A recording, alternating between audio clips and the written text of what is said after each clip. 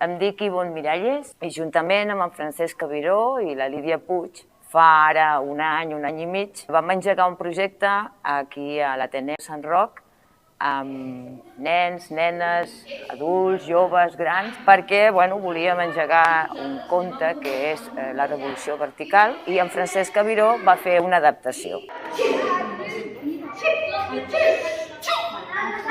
Soc el Francesc Cabiró, enginyer jubilat i ara escriptor. La Revolució Vertical neix a partir d'un conte africà d'un autor senegalès i del qual no hi havia guió de teatre. Aleshores, la meva missió inicialment ha estat la de confeccionar el guió. Aquest guió, com ja us explicàvem, es va portar a la consideració de l'Ateneu Sant Roc i degut a la bona acollida i l'entusiasme que ha generat en els assajos a la representació inicial que ja es va fer el juliol, dona peu a seguir amb el projecte de teatre col·laboratiu, donar continuïtat a aquest treball social. Ei, sento un soroll! Calleu tot, que algú s'acosta. Apagueu-ne!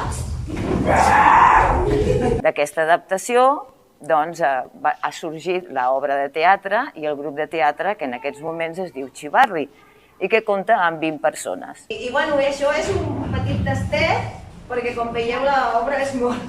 té mucha amiga, no? ¿Haremos más teatro? Sí!